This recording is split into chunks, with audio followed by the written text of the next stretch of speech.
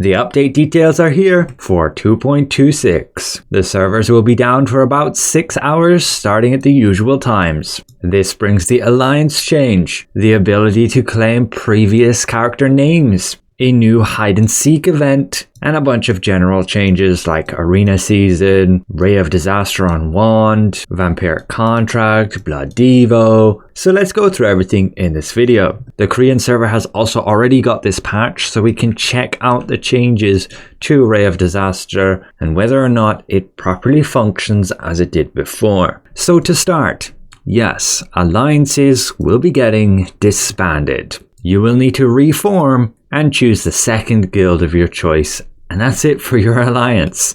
They are aware that there are a lot of opinions with alliance limits, and so they will be monitoring the ongoing impact and looking at the feedback from the community. Again, this will have quite a big impact on PvP content such as Castle Siege, Tax Delivery, Inter-Server Castle Siege, Open World Arch Boss events, Nebula Island, Nighttime PvP, and somewhat in PvE where you won't have as many people in your alliance chat to add to your groups. So be sure to leave your feedback depending on how this affects you. As for names of characters and guilds, well, all the ones of characters and guilds that have been deleted will now be available again. For example, you went and chose a name for your character and went and changed it. Now somebody else can go and pick up that name that you once had for your character. Basically any name that was ever taken, no matter if the character existed or not, was not available. So here we get another reset and the opportunity to claim your name if somebody else had already done so. Additionally, server transfer cooldowns will be reset, that 30-day cooldown period. This allowing you to hop servers if you wanted to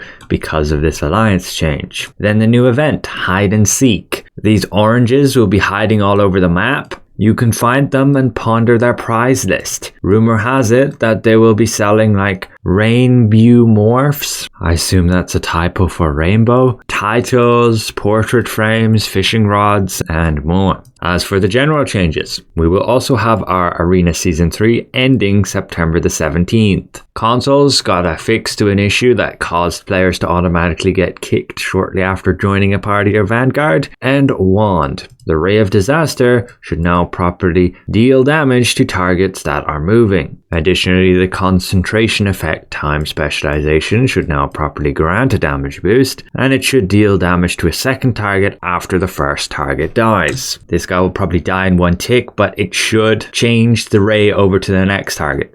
It does indeed. This is the Korean server. And with targets expanded, it should immediately trigger on the targets around me, and it also does. However, one change has not been reverted, and that's the fact it will no longer trigger Mother Nature's protest. That's particularly important for Fury players. I don't see it as that big a deal, but yes, it does mean you're not going to get as many of these burning stacks as you can. It won't be so easy to refresh them. I gained one burning stack there because of an auto attack. But Ray of Disaster, yes, no longer triggers this. That would also be the same impact that is with Mana Ball Eruption. Ray of Disaster will no longer trigger those extra projectiles. It's been a while since it actually triggered those, over a month by now, but it is a bit of a nerf to that skill since they are not seemingly going to be reverting that change.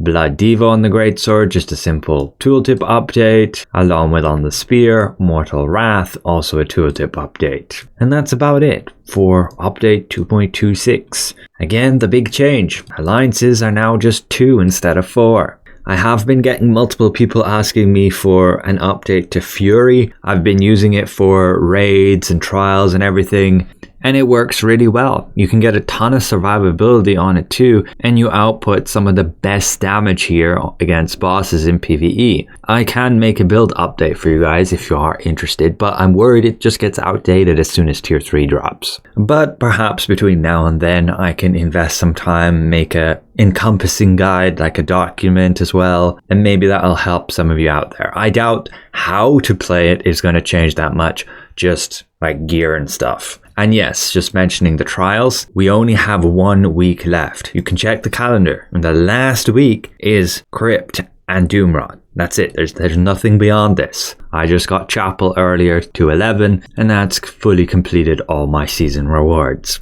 I don't need to really bother pushing further for season ranking, as you need a seriously good team with everybody playing mechanics perfectly. So I'm happy enough where it's at, got all those Chaos Runes, but even then this just may not be worth it, because we'll be getting a level 120 runes with a new tier of runes. They'll probably be legendary, which will also bring probably legendary Chaos Runes. So they'll be outdated as soon as tier 3 drops and we start getting the new levels of runes. But alas, I am happy enough to get a buff duration rune here. But ultimately, we'll see you guys tomorrow, see what new shop update comes about and if they bring any new bugs.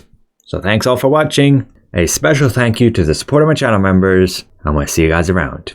Goodbye for now.